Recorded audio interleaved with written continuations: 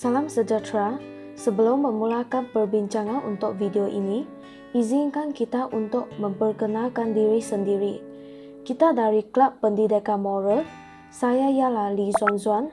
Watak saya bagi perbincangan dalam video ini adalah pengurusi. Saya Chung Jia Wei.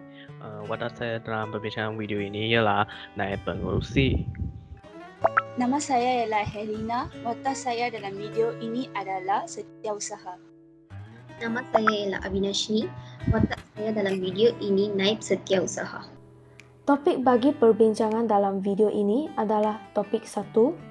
Risiko membunuh diri dalam masyarakat seawal usia 13 tahun semakin membimbangkan.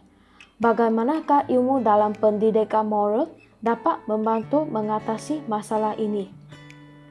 Dalam perbincangan ini, kita akan membincangkan objektif video, pengenalan isu, faktor kalangan remaja membunuh diri, kesan kalangan remaja membunuh diri, langkah mengelakkan kalangan remaja membunuh diri, akhirnya dengan kesimpulan dan juga pengajaran bagi perbincangan video topik ini. Kita akan memulakan perbincangan video ini dengan objektif video. Yang pertama sekali, meningati rakyat Malaysia perlu lebih berfokus kepada isu-isu kes membunuh diri dalam kalangan remaja.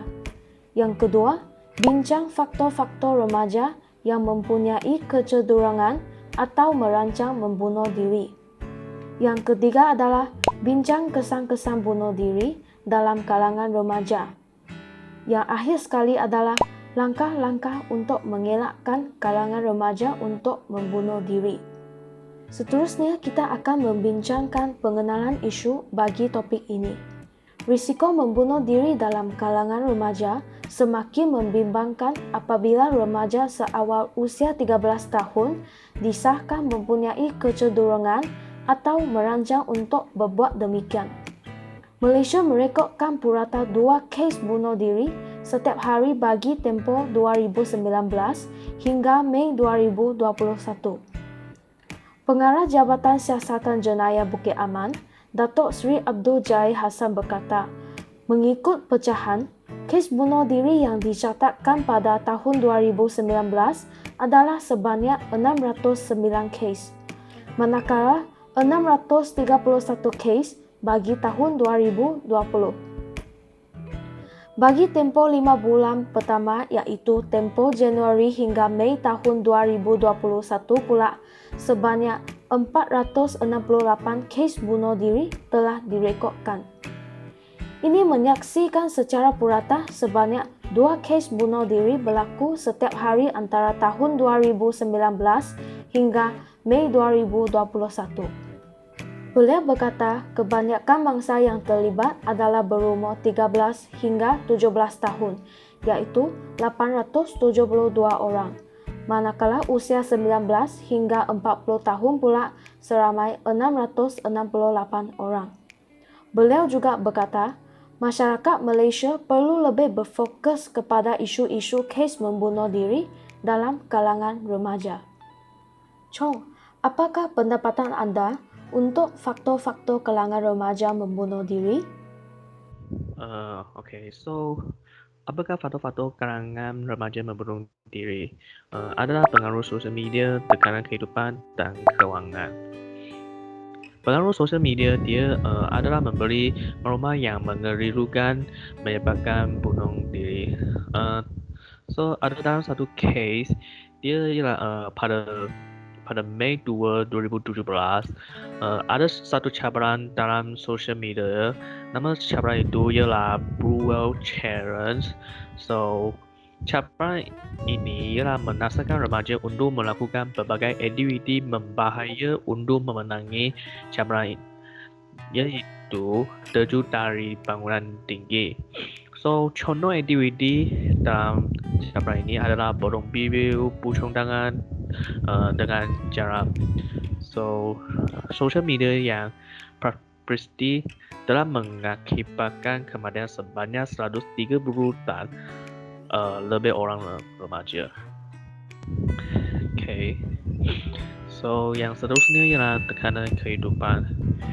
Okay, so tekanan kehidupan dia adalah pengajian sekolah, case bully dan keluarga.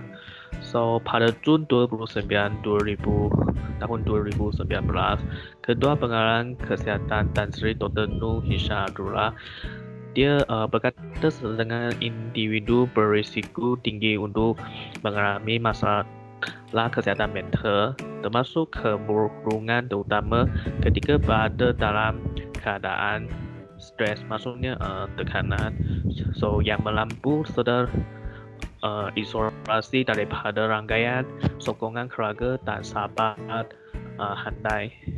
Okay. So yang last sekali dia adalah kewangan. So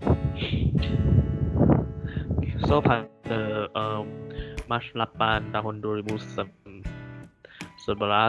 Menteri Dalam Negeri Datuk Seri Hisamuddin Hussein ada masalah kewangan yang kritikal seperti mengganggu hutang yang banyak, menghisap dana dan terlibat dengan judi, pun juga merupakan penyebab individu membunuh diri.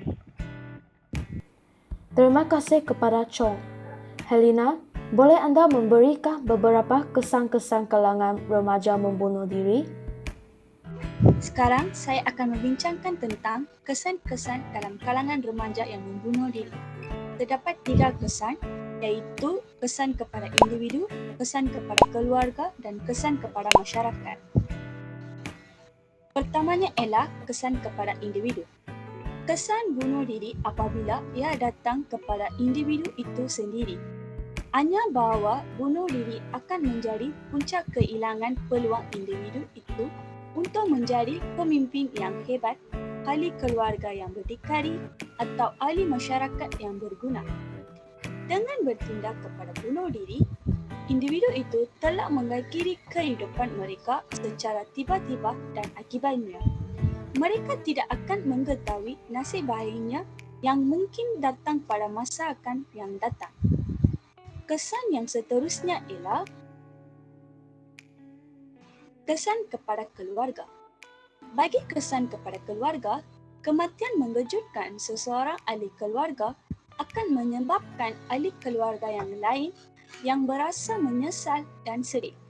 Mereka akan sentiasa dipenuhi dengan rasa bersalah dan menyalahkan diri sendiri kerana mereka tidak dapat menghentikan kematian ahli keluarga mereka. Sesetengah mungkin akan kemurgaan dan juga boleh menjadi mangsa bunuh diri akibat mereka tidak dapat mengawal rasa bersalah mereka. Kesan yang seterusnya ialah kesan kepada masyarakat. Bunuh diri dari satu orang mungkin tidak memberi kesan kepada masyarakat sangat. Tetapi apabila sebilangan besar orang membunuh diri, ia mula menjadi membimbingan kepada masyarakat. Sebilangan besar bunuh diri akan menyebabkan masyarakat kita bersedih dalam jumlah besar yang seterusnya akan menyebabkan pengurangan jumlah kerja yang sedang dilakukan, kecekapan pekerja dan juga akan menyebabkan masyarakat bertindak lebih kepada emosi. Ia adalah fakta yang terkawal bahawa tingkah laku keseluruhan rakyat mentadbir kesejahteraan sesebuah negara. Ia juga akan mencemarkan keamanan dan keharmonian negara kita. Sebagai contoh, dianggarkan 5 orang pembunuh diri di Malaysia berpunca termaksud kegagalan mengawal emosi. Dengan ini, pengurusi Befrienders KL iaitu Justin Victor berkata, kes bunuh diri memberikan kesan negatif kepada individu lain turut mencetuskan keingatan sama. Bunuh diri atau cubaan bunuh diri dilihat memberi kesan mendalam kepada diri, keluarga dan masyarakat. Terima kasih kepada Helena. Avinashini, bolehkah anda cadangkan apa-apa langkah ataupun nilai murni yang boleh mengelakkan kalangan remaja membunuh diri? Langkah-langkah dan nilai murni yang boleh mengelakkan kalangan remaja membunuh diri. Langkah yang pertama boleh mengatasi masalah membunuh diri ialah ibu bapa memainkan peranan sebagai tidak biarkan anak mengalami depresi atau kecemasan. Menurut Dr. Divya Irani Putri dari klinik doktor, salah satu tugas terpenting orang tua adalah mengetahui masalah apa sahaja yang dihadapi anak. Bukan bermaksud kepo atau mau ikut campur urusan anak, tapi jika masalah dihadapi anak sampai membuatnya stres atau depresi, maka orang tua perlu dan membantu mengatasinya. Beri anak perhatian agar mereka mau terbuka dengan anda. Seterusnya, langkah yang kedua ialah rawatan, sokongan, emosi elak kejadian bunuh diri. Kejadian bunuh diri adalah sesuatu yang boleh dielakkan. Terdapat beberapa rawatan, farmakoterapi dan juga fisioterapi yang boleh diberi bagi merawat punca masalah tersebut. Masyarakat perlu didik untuk peka dan mengenal pasti tanda-tanda amaran yang berlaku sama ada pada ahli keluarga, rakan sejawat ataupun sesiapa sahaja. Bantuan dan sokongan emosi perlu disediakan oleh pelbagai pihak bagi membolehkan seseorang yang mempunyai masalah emosi dan kecaluran bagi mendapat bantuan. Malahan, kerajaan juga perlu lebih prihatin kepada mereka yang mengalami kesusahan terutama semasa pandemik ini dengan meringankan beban termasuklah beban kewangan. Selain itu, langkah yang ketiga ialah jadi pendengar yang baik. Menceritakan apa yang kita rasa bisa membantu melepaskan sebahagian beban termasuk mencegah keinginan bunuh diri.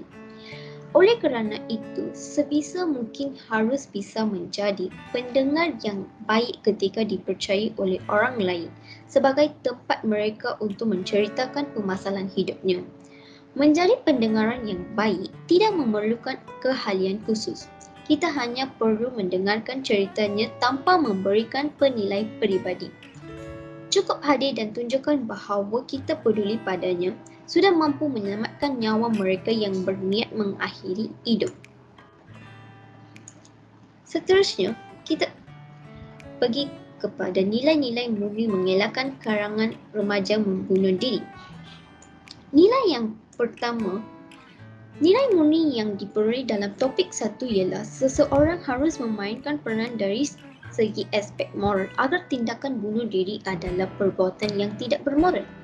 Setiap individu tidak akan menunjuk bunuh diri adalah penyelesaian untuk semua masalah kepada pandangan masyarakat. Nilai murni yang diperoleh dalam topik 2 ialah setiap individu perlu mengamalkan dilema moral. Sebelum melakukan setiap tindakan harus berfikir secara rasional agar membunuh diri adalah tindakan yang tidak baik. Seseorang individu terpaksa membuat pilihan antara beberapa alternatif supaya semua alternatif itu melibatkan nilai-nilai murni. Terima kasih kepada Chong, Helena dan juga Avinashini pada perkongsian pendapatan anda bagi perbincangan topik ini. Sekarang, saya akan meneruskan dengan kesimpulan dan juga pengajaran bagi perbincangan topik ini. Kehidupan manusia hari ini adalah dikatakan berdasarkan kepada peredaran zaman. Faktor peredaran zaman ini telah menjadi cabaran kepada manusia, terutamanya remaja-remaja, untuk memenuhi keperluan hidup masing-masing. Walaupun begitu, kita perlu mengamalkan tingkah laku moral dalam dimensi moral kepada diri sendiri supaya tidak memilih pemilihan untuk membunuh diri kerana kita mesti mempunyai tanggungjawab untuk diri sendiri. Kita mesti fahami bahawa apa-apa masalah yang kita ditemui mesti ada perjalanan untuk menyelesaikan.